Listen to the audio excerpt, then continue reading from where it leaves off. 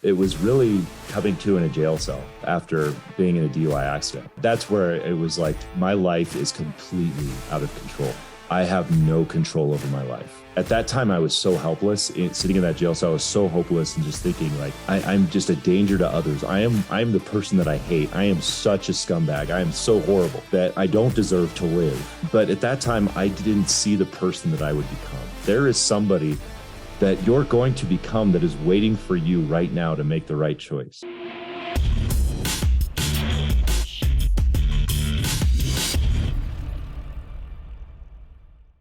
Hey, listen up. Are you ready to take your life and business to unimaginable new levels? Not just new levels, but unimaginable new levels. Gobundance is a community for active entrepreneurial men and women who desire to live epic lives. With the Gobundance membership, you'll gain access to high-level trainings, collaborate with high-level millionaire entrepreneurs, get accountability through our GoPods. My GoPod and I have been together for 4+ years. They're amazing, and experience epic adventures around the world. Plus, you get access to Go Wives, Go Couples, access to Fambundance, to continual high-volume deal flow. Join this tribe. Trust me on this. There's a reason I pay my tuition every year. And succeed like you never have before. If you want the results you hear from members who are on this podcast, or even my own results, Gobundance is the pathway. It's as simple as applying and letting me or one of our ambassadors talk to you about what membership looks like at any level. Gobundance.com, apply, and we'll make sure we put you in the right community for you. Join us today. Back to the show. What's going on, everybody? Welcome to the show. Today's guest, Adam Hill. You're going to love this guy. He's a 9-figure CEO, a world championship qualifying triathlete, a peak performance coach, best-selling author, international speaker, and a host of the Flow Over Fear podcast. I love that name, and it is really a great podcast. Also a Gobundance brother of mine. Adam, brother, welcome. Dude, thanks for being here. This is a bucket list opportunity, man. I'm grateful to be here. I appreciate it, man. This is great. Yeah. We got to jam on your podcast. We met up in Tahoe. So it's nice I love getting on episodes where I got to know the guy a little bit, because we can kind of start, I don't know, we can go all over the place. But real quick, World Championship qualifying triathlete. Explain that phrase. Yeah, so that's an important distinction. I'm not a world champion triathlete, and a lot of people make that confusion. I've simply qualified for the Ironman World Championship, which was a huge dream of mine. But that was, I finished like 850th or whatever it is in that race. So I'm by no means like that. But yeah, I wanted to explain that because that's where I wanted to go with it. I just wanted to qualify for it. I didn't want to go and be pro or anything like that. But it's funny, like there's so many layers to this. So like, first of all, triathlete, that's fucking hard. Ironman triathlete, even harder. World championship level Ironman triathlete to qualify. You said the words, I simply qualified. I doubt any of that was simple. No, it wasn't. And it was a big, part of my story, because I was never an athlete growing up. I sucked at baseball. I say that I was a bench warmer for a team in high school that went 0-10. I was terrible. I was just a terrible sports person. And then I grew up with an anxiety disorder. So that didn't really help matters much, because I was just always afraid of people and afraid of things, afraid of sports balls hitting me in the face and all that kind of stuff. So I just didn't, I didn't really perform, or I didn't try anything. But after there's a lot of story in here, but once I got into adulthood and in my 30s, and I realized that what I can truly accomplish, and that really came after about a year of sobriety. It was through sobriety really that I learned, hey, I'm doing this thing that I never thought that I could do, which was get sober. I never thought that I could get sober. I thought alcohol was really like the cure for my anxiety, for my mental health, because it just melted everything away, and it worked for a while until it didn't work anymore. But, obviously it caused a lot of problems in my life. And eventually, after getting sober and going through that process and realizing that there's really a framework for everything, I discovered that, there's this thing that I want to do. It's called the Ironman triathlon, and I'm not an athlete, but I'm sure there's a framework for it. And so I just figured out the framework, and I obsessively focused on it, because that's my superpower, is obsessive focus when I'm really, really determined. And 4 years later, I qualified for the World Championship. All right. Let's go back to one quick question. 850 out of how many? Probably like 2,000 or 2,500, something like that. Yeah. Top 50%. Yeah. Top third, maybe even for that matter. So yeah, such a humble man, a humble man. I want to go back to this anxiety disorder, or to your anxiety disorder. Do you have any sense of where that started, where that came from, when it started? Have you always felt that way? So I grew up and it was kind of like this dormant worry. Like my parents or people around me would always call me a worry wart because that was the word for it. We didn't really talk about it back then. So there's no real big trauma that I can go back to. I was going to ask you that. Started that. Yeah. That I feel was a contributing factor. It was just, I don't know if it was my nature or and there's probably a lot I can continue to unpack. I mean, I've been in therapy for 12 years over this, but really it was just generally this worry around, there was a social anxiety around it. And I think that it was exacerbated by the fact that, because that was the case, I was also bullied, and, then that helped. And it was just this vicious cycle that led to that continuing reinforcement of that anxiety. And it finally blew up in college. And this is a chicken or egg argument, but when you go to college, you start to drink. You start to drink alcohol. There's no indication in my family history or genetic history that alcohol would be a problem for me. I don't have, a father who's alcoholic or people in my family that were alcoholics. But for me, I just realized at that time, it was like, once I had a drink of alcohol, that's almost when I discovered the anxiety disorder, because I realized that it was like, oh my gosh, this is the way it's like to live normally. I'm like social. I'm talking to people. I'm hooking up with girls. I'm actually living. And that was life for like the first year of drinking in college. And then a year later, panic attacks started setting in.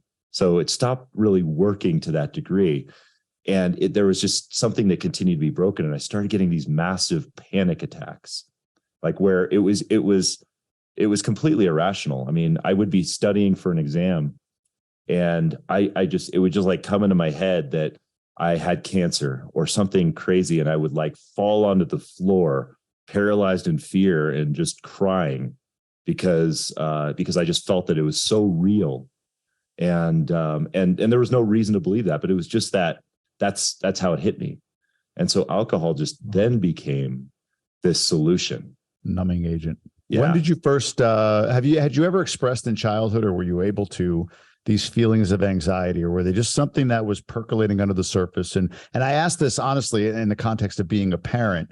I wonder about my kids, like, where are they going to go? They're still young, but I feel like I can see where I've done things that may be creating personalities or defense systems or whatever, maybe anxiety as when they were younger, like my own conditioning of what a parent is supposed to be that I'm learning so much about now. So for you, was it something that you recognized young? I mean, you recognized you have it, but that you were able to talk about, have conversations about, or was it always just sort of like this silent thing that no one really knew was happening? Totally silent. Yeah. I mean, the only way that anybody would have known it was just because of my social awkwardness and how awkward I was. And so, it's just kind of like a spazzy kid that, I really like to achieve things by doing things myself, like playing music and that kind of stuff. But once I got into high school, I found my group of friends, and I, still have those friends today, but it was like, I found this little bubble that I could survive in where people accepted me. We were all kind of the nerds, the kind of, and I started, I guess, feel a little comfortable in that arena, but it would always show up in these ways of like, well, I don't want to ask this girl out because that's just super scary. And I fear the rejection so much that I'm just going to avoid it. And I avoided that throughout my entire high school life. And so that's really how it showed up. It was definitely under the surface. It didn't really blow up and I didn't really get diagnosed until I was in my 20s, when I started getting, onto medication and stuff like that and started, working through it. Wow. For kids now, parents, whatever, who may recognize this in their kids, is it I mean, would it have been helpful for somebody to say it's okay to talk about or to identify it even for you? Like, what's the solution for a parent who has a kid who might be anxious on some level? Yeah, I think it's important to really normalize it and talk about it, because back in the day, I mean, I remember just feeling an enormous amount of shame around it. Yeah.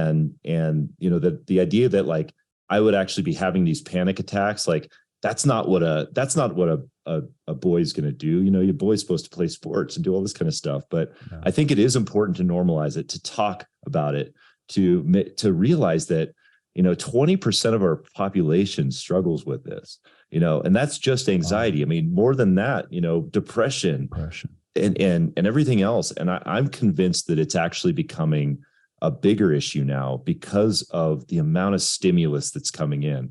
I mean, human beings are not made for this amount of stimulus, like information from every direction. We're meant for sitting around a campfire and hearing a story and saying, there's food, I'm going to get it. That's it. And really quickly within hundreds of years, it's like, boom, stimulus, and it's overwhelming. And so that's at least my theory, is that, that it's becoming more prevalent. And I think the good thing is we're starting to talk about it more. And I think the unfortunate thing is maybe that we're starting to go even farther in the other direction. And I fear that more people are leaning into it as a safety mechanism of being in a victim kind of mode. Explain that. What do you mean by that? So I think that, that there's an element of having a thing, like whether it be alcoholism, anxiety, or anything like that, and it can be a crutch. Like you could say, well, I can't do this because of this. My thing is that I believe that we can shift it. So if we could learn to understand something like fear or anxiety or things like that, we can somehow shift them into a superpower or something that can help us, something that could be an advantage for us. For me, an anxiety, and I can't speak to other things, but I think it's just important to look at. For anxiety, it's like, okay, well, like I can look at it now and understanding that I have this thing that's always going to be a part of me, that's always going to be elevated. Well, I can look at it as like, well, that's also contributing to my amount of empathy that I might have for people, or compassion or self-awareness. Yeah. And it's also contributing. It's also a signal. I mean, danger or fear is a signal that we are in danger. Yes. Like, yeah, we should probably avoid that bear that's coming towards us. But fear is also a signal that we're pushing up against our comfort zone, that like, maybe just a little bit farther, we can experience growth. So I've learned in that process, and kind of through the Ironman process, it was like, I was afraid of swimming in the open water. Like I was afraid of actually doing that sport because it seemed freaking crazy to me at the time. But when I started doing it, when I started just pushing a little bit beyond my comfort zone, I found that comfort zone expanded. And to the point where my fear is not gone. I still experience a higher level of fear, but I experience it at a higher level of consciousness, or a higher level of what I'm capable of doing. So that's kind of where it is. My baseline is a lot higher now. Is it higher level of anxiety then? Like, is it more stress? I guess, is there an inverse relationship? It sounds like it, but I just want to kind of clarify that. Yeah, interestingly, no, it's about the same amount of stress or anxiety. Actually, a lot less, because I've learned how to manage it with the tools that I have.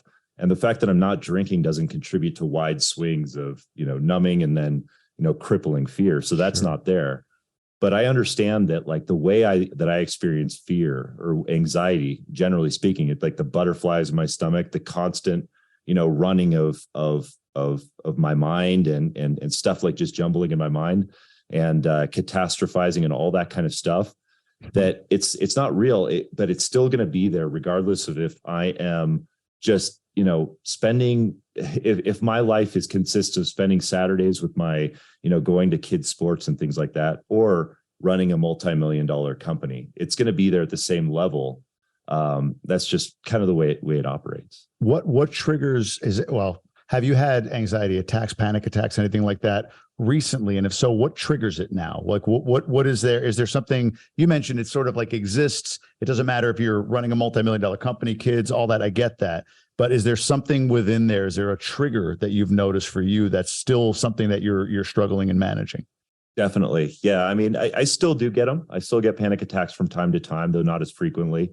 I remember having one last year, as a matter of fact, and really it comes with just being completely overwhelmed, where I'm taking on too much, where I feel like I'm responsible for balancing too many plates. And that's just a reality of life, is that from time to time we do take on too much. And at that time we were having some struggles in our business. We were about to lose an entire region over a supply issue that was really, really weighing on us. And we were also facing a personal lawsuit for something really frivolous that was happening that we just learned about. And we had a family member, our daughter, who was struggling with a health issue. And all of those things just kind of weighing on led to a really, pretty massive panic attack that I hadn't had in a long time. And I realize now, at least now, knowing what they are, and knowing, that, hey, I can name this, it's a panic attack. I can at least acknowledge that, it's different than what it was when I had the first ones in college, where I didn't know what they were. I legitimately thought I had cancer, and it was like, it was just this boom, kind of thing. But now it's like, okay, I know what it is. This is a signal. I need to make some changes in my life that, like, I can bring this down. And I recognize, like, okay, I need to take a step back. I need to take that clarity break, or what have you. But it's still, I've renamed it from like something that is a bad thing to, it's just a signal telling me that I need to act on something. Are the attacks the difference? Because, like, when you talk about this, man, I like, especially recently, I don't know what it is, but I have not slept well in the last couple of weeks. And I can't point to like one thing. Like, one night it's some sort of worry, like I'm never going to make another dollar ever. Right. Like I'm going to run out of money. And, you hear this thing I heard about, what the hell's his name? Ty Lopez. He has Radio Shack and Pier 1, and that company's going bankrupt. And in the article, it said like they're burning money hand over fist. And in that moment, I felt like that's what was happening. Just, how like bills come, not even bills, but like these expenses all kind of come at the same time. Like, oh, Airbnb to go away on this vacation, plus this, plus that. And it's like, well, yeah, I took a distribution recently, but I'm not sure when the next one will be. So that kept me up one night. Another night it was, am I creating anxiety in my kids? Like, am I doing that by wanting to take what they're saying as a negative and telling them, no, well, look at the positive side, and just not allowing them to freaking communicate what they're feeling right now, right? Like, so bad dad, bad whatever, bad entrepreneur, like, I need to do better with my employee, like all these things. It's just random things. Are the attacks the difference between like diagnosed anxiety and, I don't want to call it like manageable, but like normal levels, or what everybody experiences? Like, how do I know if I have high levels of anxiety or not? Yeah, well, I think everybody has some levels of anxiety. And I think everybody has the capacity at some point to experience a high level of anxiety. Like, when you just put more stuff in, there's just more stuff to work around, and the alarm bells are going to start flaring and saying, hey, this is a lot. This is a lot of information in here, and this is your signal that you probably need to like think on some of this stuff. And again, I'm not a therapist or anything like that, so I don't try to diagose where people. No, but just like because you are diagnosed. You said you were diagnosed with this. So like, from your perspective, yeah, good question. Like, the question is asking like clinically, but I don't mean that. I mean, like, just from your perspective, what separates you from maybe what you're in this world of understanding your own anxiety. So what separates you from, say, your wife or your kids or somebody that you look at like, all right, they're having anxious thoughts right now, but I don't see them as having my level of anxiety. Right. Yeah. No, good question. I think from my perspective, and what I can share is, if I could give an example of, say, somebody tells you that you need to that we need to meditate. We need to just sit quietly and just let the thoughts, don't connect ourselves to the thoughts, just let them go. That's kind of like, we've just let the thoughts go through. For somebody like me, I have a very, very difficult time detaching from any thought that comes in my head. Wow. And when it attaches on, it just attaches on and stays in there. And then the next one comes in, that attaches in there, and that comes in there, and so on and so forth. So like, even say a conversation like this, where it's like, throughout the course of the day, It's like, well, yeah, it's a conversation I'm having with Jamie. I mean, I've had conversations with Jamie before. He's a great guy and I have nothing to worry about, but it's constantly, oh, what if I say something that's going to, piss him off? What if this, those kinds of things are just sitting in there, and they come through. So that's, I think the distinction is like, where it's like sitting in quiet, these thoughts that come through, there's just a lot of activity. A lot of, as my CFO would say, a lot of feathers, but not a lot of chicken, yeah. That makes sense. That's a great way to put it. That's a good visual. That makes a lot of sense. There's two questions I want to ask, but I'm trying to figure out the order in my head here, but let's go with this. You talked about tools that you use. I got to believe that tools are usable for anybody, no matter your level of anxiety. So what are the tools that you've found most effective in just day-to-day management of your anxiety?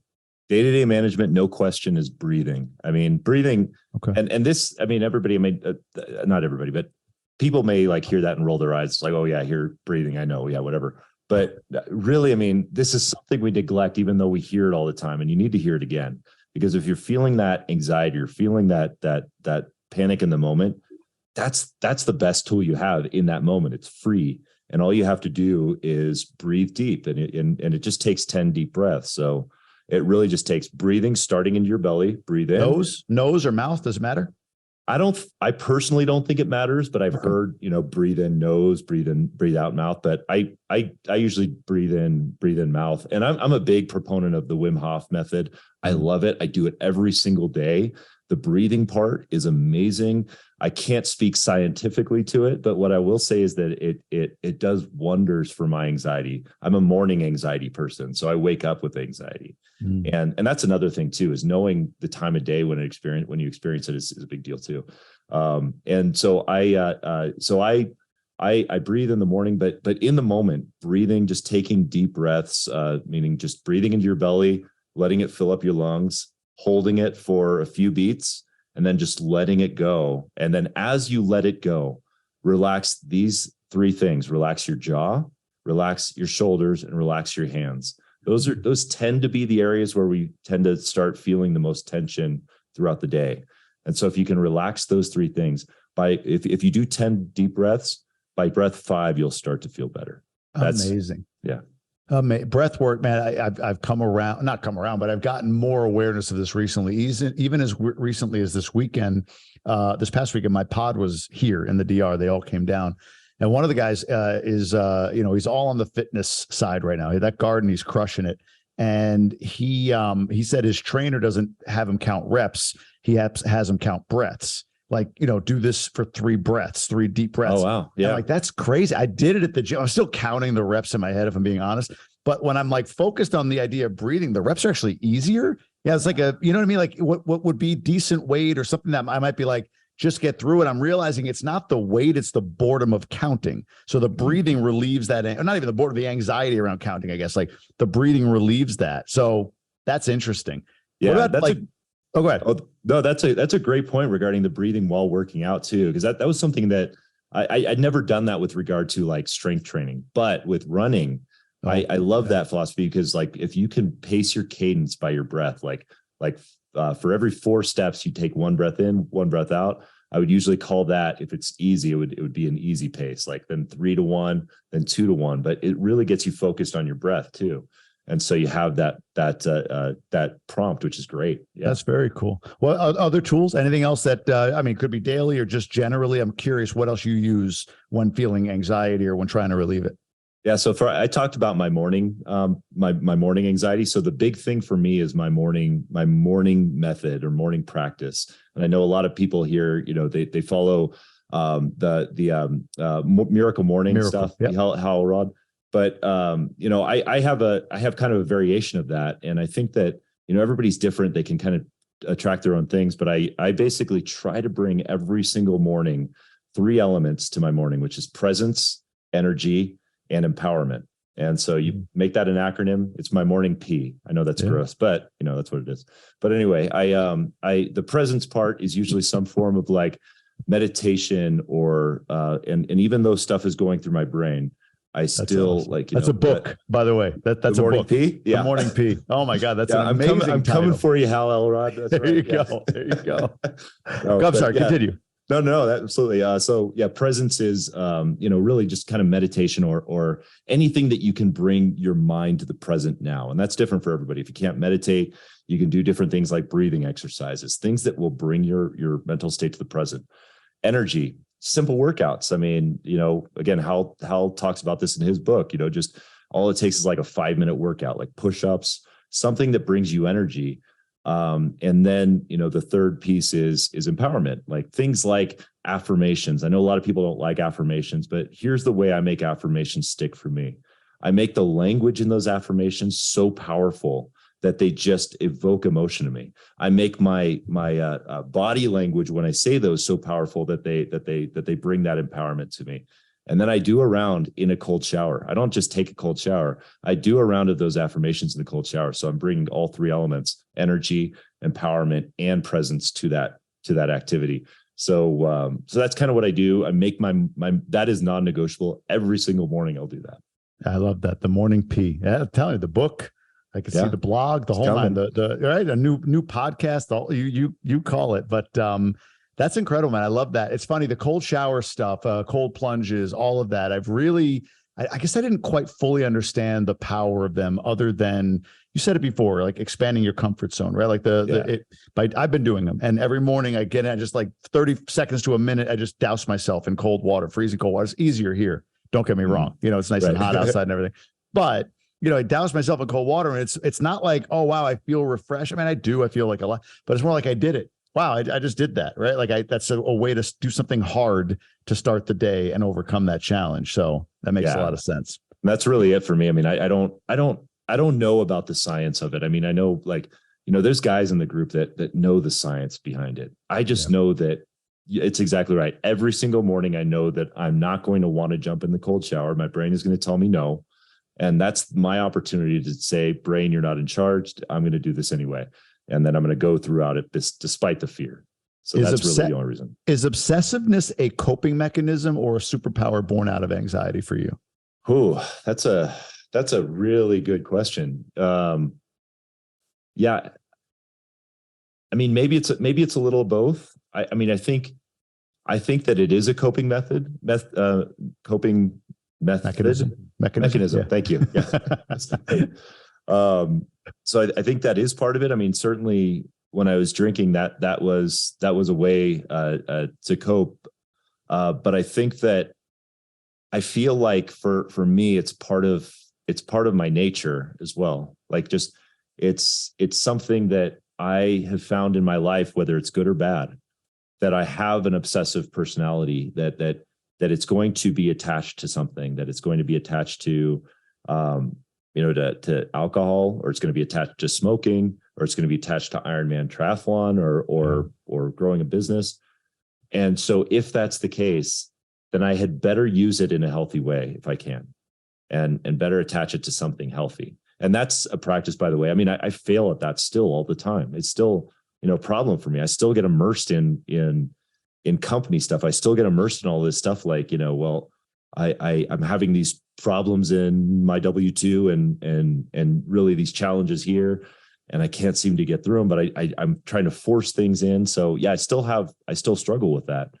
But again, awareness matters. And so if I can at least try to shift that when I become aware of it, I can live through it. That makes sense. You mentioned earlier, and then I'll close the loop mostly on this. I might have one more question after this. You mentioned earlier on this particular topic, that is about looking at anxiety as something that serves you as opposed to being a victim. Mm-hmm. What in your life are you grateful for today that you have, or a part of your life that you love so much that wouldn't be there but for the fact that you have anxiety? Wow. I would say my experience with anxiety has allowed me to understand the challenges that my kids might be going through now, with, what they might be feeling, with a lot more empathy, as far as, understanding the fears that they might be experiencing either on below the surface or explicitly. You can see it. I can see it. Feel it. Yeah. That empath in you. Yeah.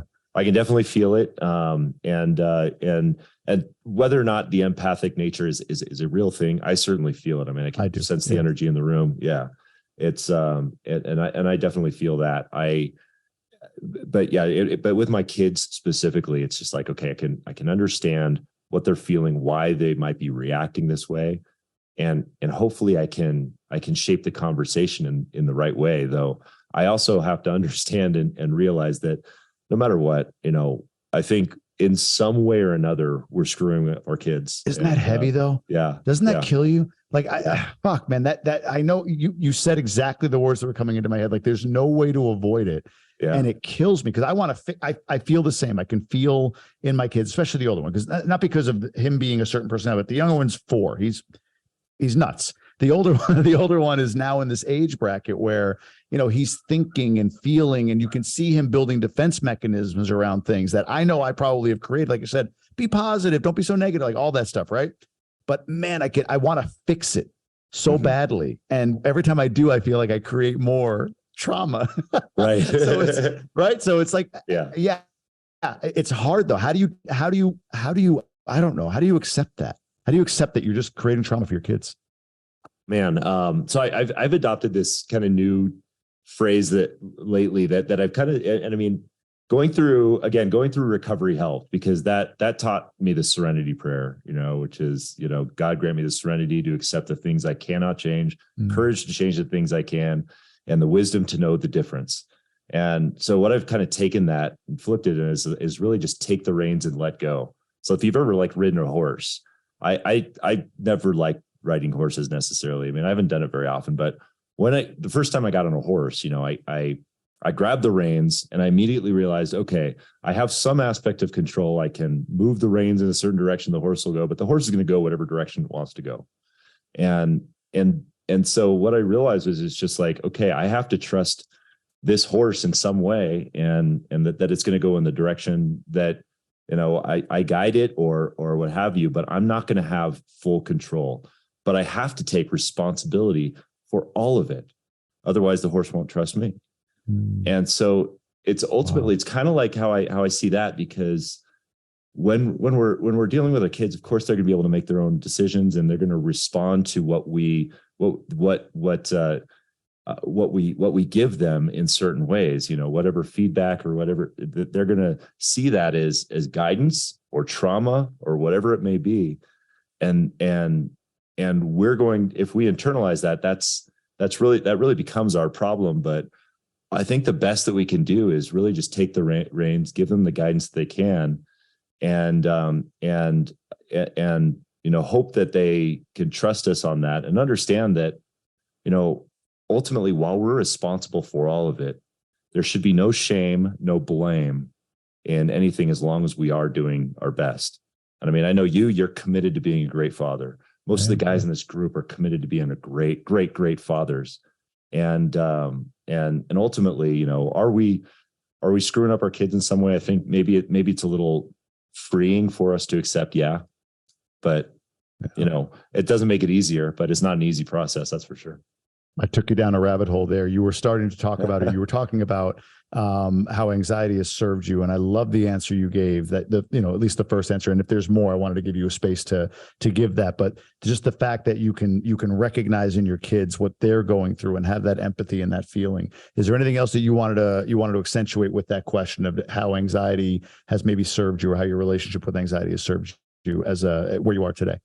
Yeah, I mean, I think that just by saying that, I look at the fear that I have as maybe a signal, and it's an uncomfortable signal, but it is a signal nonetheless that, more often than not, I may be pushing up against something that I have to maybe push a little harder against. Like, if there's a decision at work that I'm having fear over, well, is it going to help me grow by going beyond that fear or what have you? So there's an element of fear as a signal that you have an opportunity to grow, if I can look at it that way. So that's one of the ways that I try to look at it. No, it makes sense. At what point did you accept that you had a problem with alcohol? When did you actually acknowledge that you were an alcoholic, and why? I mean, I think acknowledgement and acceptance were really, really different times. Interesting. I think. I mean, okay. Yeah. Because I pretty much knew that I had a problem when back in college. I mean, when I started to black out and really just like, lose time. And that's one of those things where it was like, well, once I realized that alcohol wasn't working for me anymore and that it became a problem, now I was a full-blown alcoholic, and it wasn't just an easy fix of like stopping drinking. Now it's part of me. And so I realized, like in college when I was blacking out, it was like I would drink to and feel good, and then black out, and then I would come to and have this crippling anxiety and the crippling fear, and then it would be just like white knuckling it through the day to wait until I could drink again. And so that's kind of when it became acknowledged, okay, I have a problem. Now the question is, how do I live with this, and how do I manage it? Because it's the only thing working to keep me, what I would call sane, so to speak. And so that's where it became like, all right, I'm going to set rules for myself. All right, I'm not going to drink before 5 p.m. I'm not going to drink on weeknights. I'm not going to drink hard alcohol. I'm going to stick to wine and beer. So setting those rules for myself, it was like I was an alcoholic gremlin, like don't drink before midnight.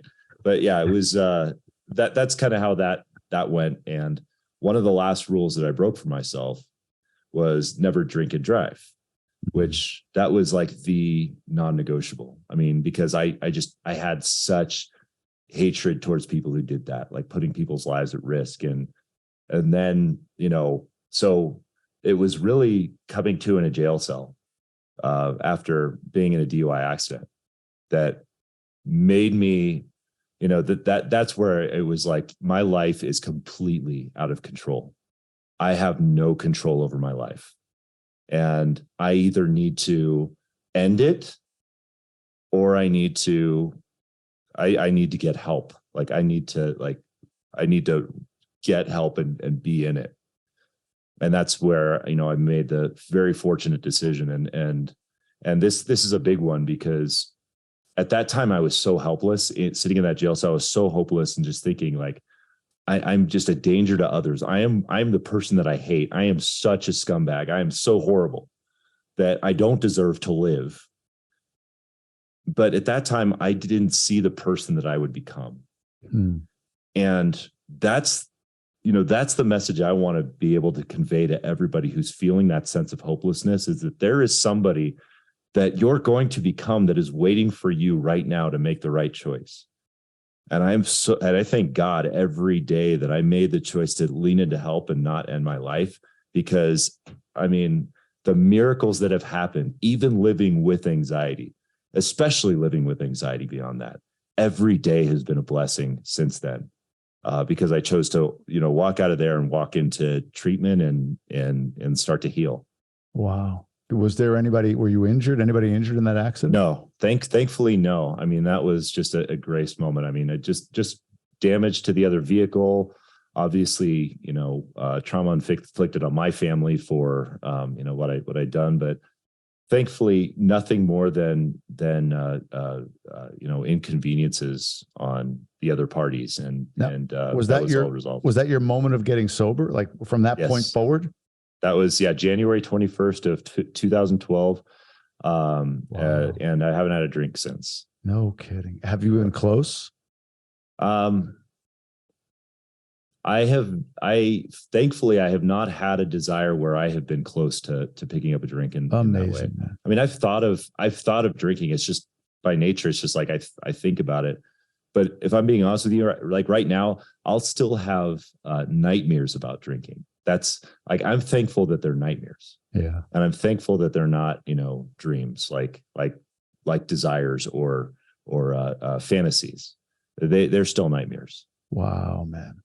So powerful, incredible. So tell me a little bit more about.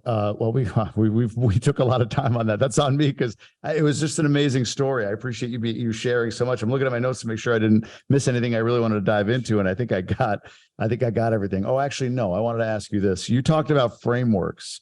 You determined that there are frameworks for everything, and you've used that for triathlons. Explain that. When did you discover frameworks, and how does that show up in your life? Yeah. So frameworks showed up for me when I got into treatment. I mean, that's the first thing you see is there's 12 steps. Here's 12 steps to get sober and stay sober. And it was like, okay. So I'd seen that before. I mean, like when I'd been an alcoholic and I've like dabbled in AA and all this kind of stuff. And I was like, oh, okay, that's the thing. But then I realized and that within that framework and working through that framework, that it's like, okay, here are the steps to actually get and stay sober. And what I found is that they worked when I worked them with people. And that's the other powerful element. And this is what you shared on my show. And what I have heard so many times by interviewing people like yourself and others is that community is such a huge value in whether it's a healing or a growing kind of prospect. So community was a very important part of that. But the framework was just, that was the 12 steps. And I learned, through that, it's like, hey, there's a framework for that. I wonder if there's a framework for, triathlon. And then I realized working with a coach, I worked with Mark Allen coaching when I first started in triathlon. And I realized that there's this framework for this too. There's what they call a macro cycle where you start with a base building phase where you start to build a base by, building your endurance over this time. So I can start at 0 and build up to, a 1 hour run and then a 1.5 hour run and then a 2 hour run and so on through this process. And then you build on your peak phase where you start incorporating speed and then you taper. And so that's where I kind of came to realize, okay, now there's a framework for this. As long as you follow it with consistency and that you're all in, you can really advance. And my theory is that for really a lot of things, there's probably a framework behind it that you can adopt in order to get from point A to point B. As long as you're disciplined, as long as you follow it, as long as you lean into a community to help and support through it. Flow Over Fear is your podcast, and we'll talk about that at the end of the show. I'm nowhere near wrapped up here because I have so many questions. I could spend 2 hours with you, to be honest with you. But Flow Over Fear, what I'm wondering is, are frameworks part and parcel of creating flow? I think so. I mean, in fact, one of the people I follow on flow is that in the moment, of trying to achieve flow, Stephen Kotler, I think is his name. He wrote the book called The Art of Impossible. And okay. I've heard of the book. Yeah, it's a great book.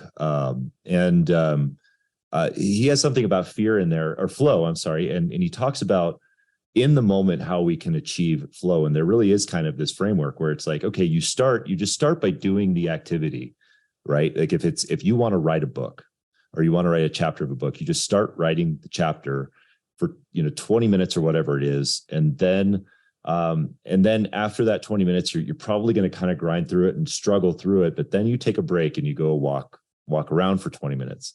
You get out of that place and then you come back to it and then you get into it. And then you start to get into this flow state. It may not work every time, but you start to get into that flow state. And then, you'll grow in productivity and you'll feel that like that in the zone kind of moment. And then, that's you kind of getting into that plateau and starting to rise. When you're in that flow, you should do that for a while and you should figure out how much time it takes before you get it, or that you could stay in that flow or that zone before it just drops off. Because that's that point where you just get to that point where it's like, it just isn't working anymore. And it's not a gradual drop off. It's like a boom, you hit a cliff. Yeah. And a lot of times, maybe that's a couple hours. So the key is to take that next rest when you're at your best. So if you could take a rest at your best, that's probably the best step to like picking it up when you come in next, because otherwise a lot of people just do it until they burn out. And then they fall back into, like, they try to get back into it. They can't get back into it. Leads to frustration, leads to burnout. So that's kind of the framework that I like, is that if you can recognize where you're at your best, perform for a while, then stop at your best, pick it up later after, a period of rest or after the night or whatever, you can progress over time and keep going in that instance. But flow for me is really just, it's an alignment where it's this intersection between opportunity, passion, and time that we can actually take and run with. And so that's kind of how I've looked at it. I like that. And think about what you manage day to day with the morning P and all these frameworks and structures you have, the anxiety that you've had. You're a father and a husband, you've got a W-2 job, you're a coach, you're a triathlete, you're a podcaster, right? You got all these things going on. You mentioned a moment ago about flow being, I forget the word you just used. You just said it. It was in my head and it popped out, but maybe where passion aligns, something along those lines. Of all those roles, of all those titles or hats that you wear, where are you in flow and where are you pushing up against being in flow? Where are you in fear, maybe? Where are you in flow and what are you there just because of fear?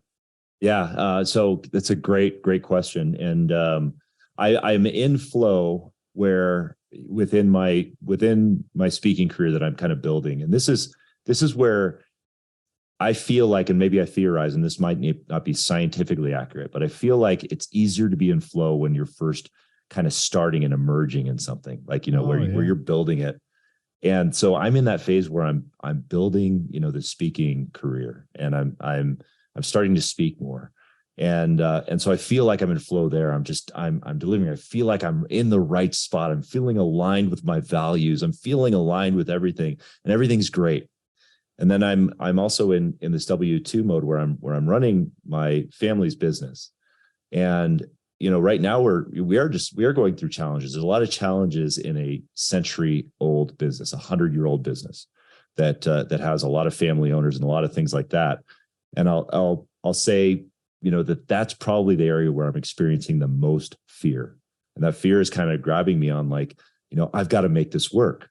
I've got to make this, for the benefit of my family. I've got to make this succeed. I've got to make this. So fear is really, really holding me there, like holding me in that place. And that's so that's kind of the big struggle I'm working with now. What does it take for you to remove yourself from that situation, or why haven't you? I feel like I have. It's a great livelihood for my family. It's obviously where my income comes from. And B, there's a legacy to it. There's, family. I grew up in this business with my, dad, running it, and it's just been a part of the family for so long. And I think that there's a sense of obligation to it. Do you care, or do you think you should care about legacy? I don't think it's healthy to. I don't think it's healthy to care about organizational legacy necessarily. And maybe I'm wrong about that. Maybe I'm speaking out of school, but I'm thinking, I guess it depends on how you define legacy. I think it's very important that everybody adopt a set of core values, and that we live by those, that we have a set of ethics, and that we have that sort of integrity. But I guess legacy could probably be a double-edged sword, where if legacy is you being known for living out your core values and looking back on your life and saying, this has been an important thing for me lately, is like, I don't know what it was, but right when I turned 43, I had this sense of mortality. That's like where it came in. Like before 42, I always felt like the youngest guy in the room. 43, it was like immediate mortality. So I have this sense of like, what do I want to look back on my deathbed and smile about? Yeah. What do I want to do? And that's, I think, the legacy that maybe is important. It's like, where are we aligned with our values? But legacy can be toxic, or legacy can be bad, maybe, if it's driving you against your core values, right? So how is the day job so here's how I'm unpacking that. I'm curious, and I don't mean to put you on the spot, but I am curious, because I go through this myself, where it's like, what I heard, and I could be completely wrong. What I heard is I think it's important that you align your values with whatever you want your legacy to be, in the context of the question of, do you or do you not care about true legacy within this family business? As far as like, are you staying for the legacy, or are you really staying for the livelihood kind of thing? Right. So what are the values that you're exhibiting by holding on to legacy as a pillar of you being in the W-2? Yeah, it's a good point, and thank you for putting clarity to my ramblings. I appreciate that, because that No. I don't think that's what it was. I think it was honestly more like, let me dive the question down a little bit without it being a gotcha. The point here, I'm not trying to like coach you into why are you still at this job, but this is something I struggle with. It's like you said, going forward and seeing my life and then looking back and saying, okay, now I know what my values are truly. Like for me, I remember having this question posed to me. It's like, well, what do you see on your last day? I'm like, oh, my wife and kids. So then it's like, well, when do you align with that? When do you align with true presence and prioritization of your wife and kids? And for me, it's like, well, I got to do that now, right? So for you, what I'm hearing is you've got this job, family business, it's a livelihood, and there's a legacy component, those two things. And I'm just wondering, if you flash forward to the last days, how much does the legacy of the family business play into your wanting to be there today versus just bridging you to wherever you're trying to get to? I think that part plays in, at least the organization standpoint, plays in very little. It really comes down to, I don't want to look back on my life and say, man, I was a great employee for that organization. I'd rather look back on my life and say, man, I served people or served humanity in some powerful way that maybe helped. And I served my family in some powerful way. Now, where that I guess comes into this is we are a family business, and so there is a family aspect to it, and so I think there's a lot of nuance in that part of it, where it's like, I'm not tied to the values of an organization. And by the way, the values of the organization are great. We do value service, we value, and I think that we're building a great company. And so I'm not diminishing that, but there's just a lot of challenges in running, in terms of the role that I play as the leader. There's a lot of stress. There's a lot of obligation. There's a lot of stuff that is challenging. So I think that it's a balance that I'm thinking through, that it's like, well, am I doing the things that I'm doing where I can be the most service to people that I believe I can be? And Well, yeah, and I was curious. So pursuit of the speaking career, the podcast, all the stuff that you're doing are you seeing that as more aligned, or like, are you seeing that aligned with like creating legacy for your family, or being not obligated, but like being the best version of you for your family? So if you end up walking away and pursuing this path, is that the true alignment that you see, at least at this phase of your life, of you being the best version of yourself for your family? I see that as being more authentic. Absolutely. Mm-hmm. I see that as a real authentic person. And I know I've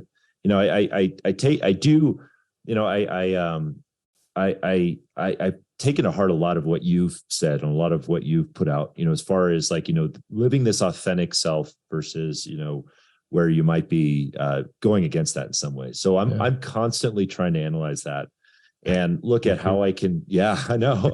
and constantly looking at like, well, where's the authentic me? And is that authentic me? I mean, is it like, oh yeah. I mean, like, I think speaking is super authentic, and it's like, well, yeah, but I mean, I can, throw a rock into a crowd of 100 people and definitely probably hit people that want to be a speaker for their lives. It's like, am I really fooling myself? You have those imposter syndrome moments too. But like, but on the other side, it's like, can I be authentic in my career and all of that? And so that's certainly an ongoing, I think it's an ongoing journey of trying to build that authenticity into the role I have as a leader. And if there's ever a point at which in my company where I don't feel like I can be authentic, like, well, yeah, I'm going to find a way to get out and be a person that I want to be. At this point, it's, while we're going through a lot of changes in the company, I haven't experienced that point yet. I still feel like I'm contributing the value that I need to.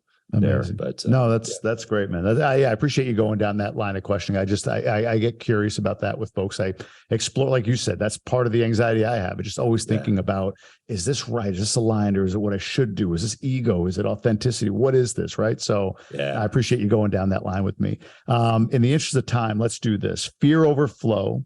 Tell me about the podcast, what you're looking to, who you're looking to serve, where people can find it. Give me a little bit more on what you're doing with the podcast and even your book. Yeah, definitely.